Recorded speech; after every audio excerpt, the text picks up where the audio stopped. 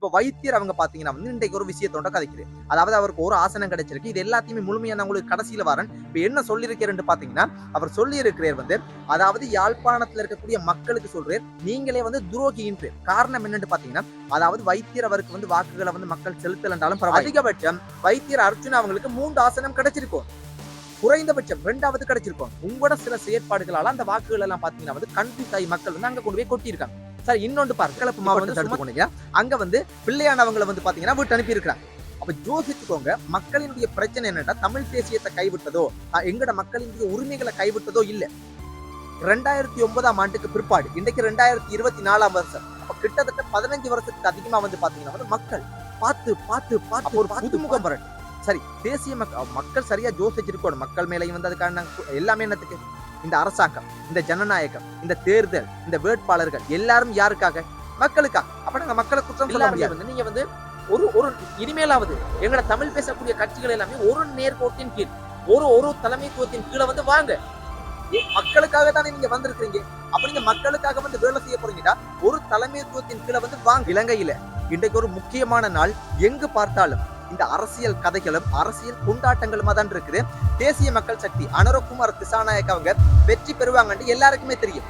ஆனா அதுக்காக இந்த அளவு 140க்கும் அதிகமான ஆசனங்களை பெற்று இதுல தேசிய பட்டியல் வேற இருக்கு. எங்க போகுதுன்னு பாருங்க.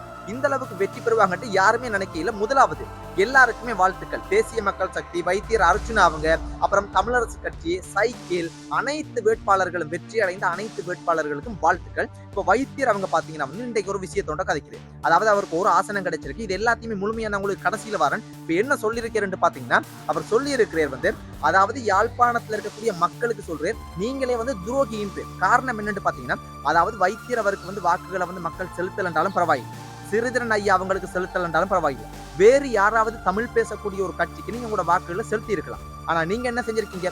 சிங்கள மொழி பேசக்கூடிய தேசிய மக்கள் சக்திக்கு உங்களோட வாக்குகள் எல்லாத்தையுமே கொண்டு போய் வாரி வழங்கி இருக்கிறீங்க. அப்ப நீங்க வந்து இனிமே மாவீரர் தினத்தை கொண்டாடக்கூடாது. நீங்க வந்து சிங்கள பாட்டுகளை போட்டுக்கொண்டு போங்கன்ற மாதிரி கழிச்சிருக்கீங்க. இதுக்கு நிறைய பேர் ஆதரவு கொடுக்குறாங்க. வைத்தியர் மட்டும் கதைக்கல, இன்னும் நிறைய பேர் கழிக்கிறாங்க. இப்ப நல்லா புரிஞ்சுக்கொள்ளணும். நான் வந்து எத்தனை தடவை சொல்லியிருக்கேன், நிறைய வீடியோல கழிச்சேன். என்ன சொன்னேன்? வைத்தியர் அர்ச்சுனா அவங்களே, இது ஒரு மிகப்பெரிய ஒரு சந்தர்ப்பம், உங்களுக்கு மட்டுமில்ல எங்கட மக்களுக்கும். அதனால நீங்க பொறுப்போட செயற்படணும். சில தவறான வார்த்தைகளை கதைக்காதீங்க, தவறான செயற்பாடுகளை செய்யாதீங்க. நீங்க வந்து அனாவசியமான கோபங்கள், அனாவசியமான செயற்பாடுகள் வேண்டாம். இது ஒரு மிகப்பெரிய ஒரு சந்தர்ப்பம். நீங்க மக்களுக்காக குரல் கொடுத்தீங்க, சரியாக செயற்படுங்க 1000 தடவை சொன்னேன். ஆனா நீங்க என்ன செஞ்சீங்க? பொறுப்பாக செயற்பட்டீங்களா? இப்ப நிறைய பேர் வந்து பாத்தீங்கன்னா உங்களோட வந்து வெற்றி அடைஞ்சிருக்கிறீங்கன்றனால உங்களோட வந்து விசில் அடிச்சான மாதிரிக்கு தெரிவாங்க. நாங்க அப்படி இல்லை.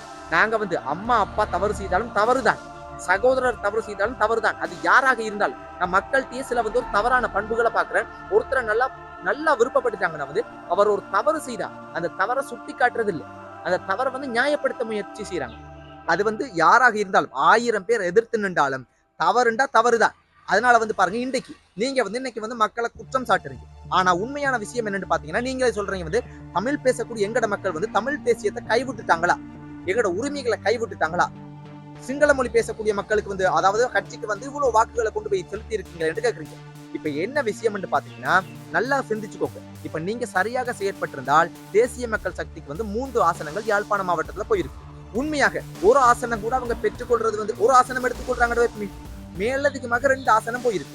அப்ப நீங்க என்ன செஞ்சிருக்கோம்? சரியாக பொறுப்பாக செயற்பட்டிருந்தா, பிரச்சாரம் எல்லாம் சரியா செஞ்சீங்க. ஆனா நீங்க சரியா நாங்க சொன்ன மாதிரி செயற்பட்டிருந்தா என்ன நடந்திருக்கு? அந்த 2 ஆசனமும் உங்களுக்கு வந்திருக்கும். அதிகபட்சம் வைத்தியர் அர்ச்சுனா அவங்களுக்கு 3 ஆசனம் கிடைச்சிருக்கும். குறைந்தபட்சம் 2வது கிடைச்சிருக்கும். உங்களோட சில செயற்பாடுகளால அந்த வாக்குகள் எல்லாம் பாத்தீங்கன்னா வந்து கன்ஃபியூஸ் ஆகி மக்கள் வந்து அங்க கொண்டு போய் கொட்டியிருக்காங்க. சார் இன்னொன்று பாருங்க, இப்ப வந்து சுமந்திரன் ஐயாவை வீட்டு அனுப்பியிருக்காங்க. தேசிய பட்டியல்ல உள்ளுக்கு வர்றான்ற எனக்கு தெரியாது, ஆனா அவரே சொல்லியிருக்கிறார் வரமாட்டேன்னு. அப்ப அவரை வந்து வீட்டு அனுப்பியிருக்காங்க. டக்ளஸ் ஐயாவை வீட்டு அனுப்பியிருக்கிறாங்க. கிளப்பு மாவட்டத்தை எடுத்துக்கொண்டீங்க, அங்க வந்து பிள்ளையானவங்களை வந்து பாத்தீங்கன்னா வீட்டு அனுப்பியிருக்காங்க. அப்ப யோசிச்சுக்கோங்க, மக்களினுடைய பிரச்சனை என்னன்னா தமிழ் தேசியத்தை கைவிட்டதோ, எங்கட மக்களினுடைய உரிமைகளை கைவிட்டதோ இல்ல. 2009ஆம் ஆண்டுக்கு பிற்பாடு இன்றைக்கு 2024ஆம் வருஷம். கிட்டத்தட்ட 15 வருஷத்துக்கு அதிகமா வந்து பாத்தீங்கன்னா வந்து மக்கள் பார்த்து பார்த்து பார்த்து பார்த்து பார்த்து பார்த்து இந்த இதை கதைச்சு புளிச்சு போயிருச்சு. அப்போ ஒரு புதுமுகம் வரட்டும். சரி, தேசிய மக்கள் சரியா யோசிச்சிருக்கணும். மக்கள் மேலையும் வந்து அதுக்கான எல்லாமே என்னத்துக்கு, இந்த அரசாங்கம், இந்த ஜனநாயகம், இந்த தேர்தல், இந்த வேட்பாளர்கள் எல்லாரும் யாருக்காக? மக்களுக்காக. அப்ப நாங்க மக்களை குற்றம் சொல்ல முடியாது. நாங்க அதாவது வந்து குற்றவாளி ஒரு குற்றம் செய்தால் குற்றவாளிக்கு தண்டனை கொடுக்கிறது முக்கியமாக இருக்கும், அதுவும் முக்கியம். அதே சமயத்துல அந்த குற்றம் ஏன் நடந்தது, அதுக்கான காரணம் என்னன்றதை பார்க்கணும் தானே. அப்ப மக்கள் வந்து ஏன் தேசிய மக்கள் சக்திக்கு இப்படி அள்ளி வாக்குகளை செலுத்தியிருக்காங்கன்ற காரணத்தை பார்த்தா, புதுமுகமாக வந்த அர்ஜுனா அவங்க நீங்களும் பொறுப்பாக செயற்பட இல்லை, இதுக்கு முதல் இருந்த கட்சிகளை வந்து பாத்தீங்கன்னா பொறுப்பாக செயற்பட இல்லை. உண்மையாக மக்களுக்கு நீதியாகவும் நேர்மையாகவும் மக்களுக்காக போராடி இருக்காங்களான்னு கேட்டீங்கன்னா மிகப்பெரிய ஒரு கேள்வி. அதனாலதான் இன்னைக்கு டக்ளஸ் ஐயாவை பாத்தீங்கன்னா வீட்டு அனுப்பி இருக்கிறாங்க. ஆமாவா இல்லையா? அப்ப இன்றைக்கு பாருங்க, தமிழரசு கட்சின்றது வந்து எவ்வளவு பெரிய ஒரு கட்சி. ஆனா இன்றைக்கு அதுல பாதாளத்தில் தொங்கி கொண்டிருக்குது. கிட்டத்தட்ட நான் நினைக்கிறேன் வந்து மொத்தமா 7 ஆசனங்களை பெற்றிருக்காங்க. தேசிய பட்டியலில் ஒரு ஆசனம் வரும், 8 ஆசனம். இது ஒரு வெற்றியாண்டு கேட்டீங்க அப்படியா இருந்துச்சுன்னா மிகப்பெரிய ஒரு தோல்வி. ஆனா இதை வந்து வெற்றியாக எடுத்துக்கொள்ளணும். வைத்தியர் அர்ச்சனா அவங்க இன்றைக்கு ஒரு ஆசனத்தை பெற்றுக் கொண்டிருக்கீங்க. ஆனா இது உங்களுக்கு வெற்றியாக தெரிந்தால் கூட இது ஒரு மிகப்பெரிய ஒரு தோல்வி. உங்களோட கையில ஒரு மிகப்பெரிய ஒரு தங்க புதையல வந்து மக்கள், காலம், சூழ்நிலை எல்லாமே உங்களோட கையில கொண்டு வந்து தந்தது 3 ஆசனத்தை. ஆனா அந்த 3 ஆசனத்தை இன்றைக்கு தேசிய மக்கள் சக்திக்கு பறி கொடுத்துருக்கீங்க. தமிழரசு கட்சி கொண்டு போய் பறி கொடுத்துருக்கீங்க. சைக்கிள் அவங்கள விடுங்க, அவங்க என்னத்தையோ ஒரு முயற்சியோட செய்யறாங்க. கத்துறாங்களோ, ஏசுறாங்களோ, நல்லா செய்யறாங்களோ, அவங்க ஒரு பாட்டுல போயிட்டு இருக்காங்க.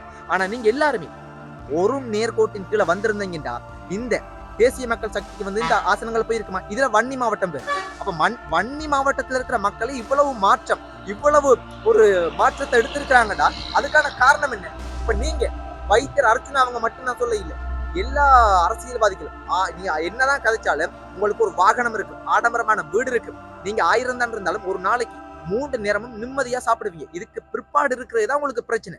ஆனா ஒரு சாமானிய மக்களினுடைய வாழ்க்கையை பாருங்க, ஒரு நாளைக்கு ஒரு நேரம் சாப்பிடுறதுக்கு அவன் எவ்வளவு துண்டாடணும், எவ்வளவு உழைக்கணும், எவ்வளவு கஷ்டப்படுறாங்க.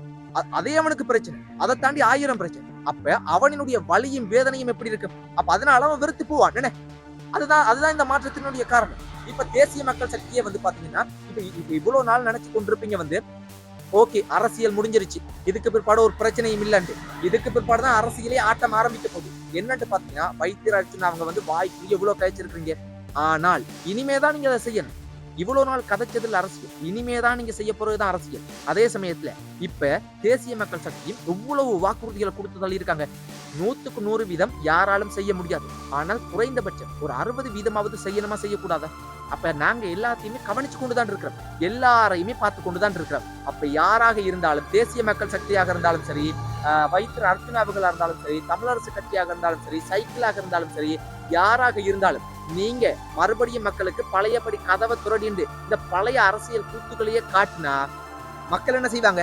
மறுபடியும் மஹிந்த ராஜபக்ச அவங்களை வந்து சிங்கள மொழி பேசக்கூடியவங்க அவரை கொண்டு வந்து உள்ள கொண்டு வருவாங்க. தமிழ் பேசக்கூடியவங்க என்ன செய்வாங்க? உங்க எல்லாரையுமே அனுப்பி போட்டு எல்லா வாக்குகளையுமே கொண்டு போய் சிங்கள மொழி பேசக்கூடிய கட்சிக்கு கொண்டு போய் போடுவாங்க. இதுதான் நடக்கும். இதுக்கான காரணம், அடிப்படையான காரணம் என்னன்னு பாத்தீங்கன்னா வந்து எங்கள்ல இருக்கு பிரச்சனை, வந்து எங்கள்ல இருக்கு. நாங்க மாறாம மக்கள் மாற மாட்டாங்க. நாங்க மாறினாதான் மக்கள் மாறுவாங்க. நாங்க வந்து மக்களை வந்து நல்லா தேன் போல வந்து நல்லா கதைச்சிட்டே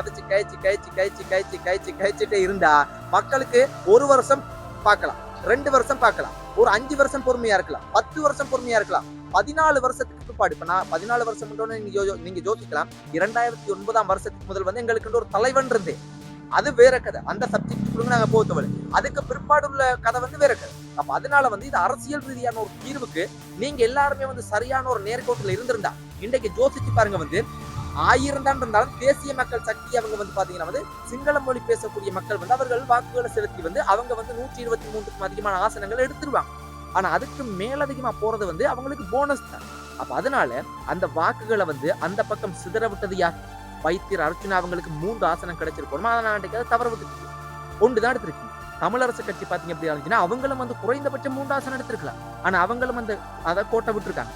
அப்ப நீங்க எல்லாருமே மிகப்பெரிய, அதாவது சிறிதரன் ஐயா அவங்க, வைத்தியர் அர்ச்சனா அவங்க, அப்புறம் வந்து இப்படி நீங்க எல்லாருமே நீங்க என்ன செஞ்சிருக்கீங்கன்னா உங்களோட விஷயத்தை எப்படியாவது தப்பிச்சு நீங்க தான் தப்பிச்சிருக்கீங்க. அதை தாண்டி ஒன்றுமே நடக்கல. அந்த மட்டக்களப்பு மாவட்டம் பக்கம் பாருங்க, தேசிய மக்கள் சக்தியால ஏதாவது செய்ய முடிஞ்சதா? ஆனா அதுக்காக தேசிய மக்கள் சக்தியை வந்து இடம் கொடுக்கலன்ற காரணத்துக்காக வந்து பிள்ளையான் அவங்களை உள்ளுக்கு கொண்டு வரணும், பிள்ளையான் அவங்களை வீட்டுக்கு அனுப்பிச்சிருக்காங்க. ஆமாவா இல்லையா?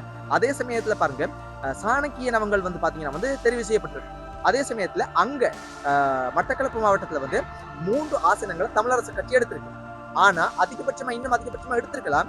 ஆனாலும் அதுக்கான காரணம் என்னன்னு பாத்தீங்கன்னா சாணக்கியன் அவங்களும் வந்து அவர் நல்லவரா கெட்டவரா நல்ல செய்யறான்றது எல்லாம் ஒரு பக்கம் இருக்கட்டும். மக்களுக்கு பார்க்கும்போது மக்களுக்காக குரல் கொடுக்கிறேன், மக்களுக்காக கதைக்கிறேன், மக்களுக்காக முக்கியமான பிரச்சனைகளை பாராளுமன்றத்துல கதைக்கிறேன். ஒரு மக்களுக்கு பார்க்கும்போது இதை நான் தமிழ் மக்கள் போது எங்க அதாவது இஸ்லாமிய மக்களையும் நான் சேர்த்து சொல்றேன்னா அவர்களும் சாணக்கியன் அவர்களுக்கு வந்து எக்கச்சக்கமான வாக்குகளை போட்டிருக்காங்க. அப்போ ஒரு மாற்றத்தை மக்கள் எதிர்பார்க்கிறாங்கன்னு இப்ப மக்களுக்கு தெரியுது. அதாவது சொல்லால வந்து கதைக்கிறவன விருப்பப்படல, செயலால வந்து செயற்படுறவன தான் மக்கள் விருப்பப்படுறாங்க. அது சிங்கள மொழி பேசக்கூடியவங்களா இருந்தாலும் பரவாயில்லைன்ற அளவுக்கு மக்கள் இறங்கிட்டாங்க. இனிமே வந்து மக்கள் வந்து தாமதிக்க போறது இல்லை.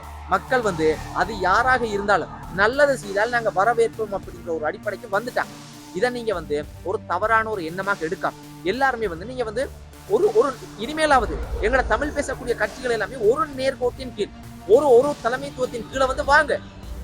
மக்களுக்காக தானே நீங்க வந்திருக்கீங்க. அப்ப நீங்க மக்களுக்காக வந்து வேலை செய்ய போறீங்கடா ஒரு தலைமைத்துவத்தின் கீழே வந்து வாங்க.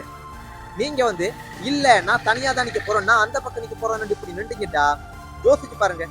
வாக்குகளும் சிதறும், ஆசனமும் கிடைக்காது, அரசியல் ரீதியா என்ன ஒரு பெரிய எந்த ஒரு மாற்றமும் கிடைக்காது. முதலாவது பரவாயில்லை, உங்களோட தேவை இருந்தது. ஆனா இப்ப பாத்தீங்கன்னா வந்து சிங்கள மொழி பேசக்கூடிய கட்சிகளுக்கு உங்களோட தேவையே இல்லடா. அந்த அளவுக்கு ஒரு நிலைமை மாறி போயிடும். யோசிச்சு பாருங்க, உங்களோட தேவையே இல்லாத அளவுக்கு இருக்கு. அப்ப பழைய சம்பந்தரையா அவர் நான் இதுக்குள்ள இழுக்கிறேன் என்று சொல்ல வரல. அவர் நல்லவர் கெட்டவர் அதெல்லாம் ஒரு பக்கம் இருக்கட்டும், மக்களுக்கு நல்லது செய்தாரா கெட்டது செய்தாரன்றதெல்லாம் ஒரு பக்கம் இருக்கட்டும். ஆனா விஷயம் என்னண்டா, ஏதோ ஒரு ரீதியில ஆசனங்களை தக்க வச்சாங்க. ஆசனங்களை வந்து தக்க வச்சு ஒரு கொண்டு போனாங்க. அப்ப நீங்க புதுமுகங்கள் நீங்களும் அடிப்படைப்பட்டு போகாம ஒரு தலைமைத்துவத்தின் கீழ் செயற்படணும் அப்படின்றதுதான் என்னுடைய விருப்பம் இல்ல மக்களினுடைய விருப்பம். சோ நன்றி மக்களே. நான் கதைக்கிறதுலயும் ஏதாவது தவறுகள் இருந்தா நீங்க கருத்துக்களை வந்து சொல்லுங்க. நன்றி.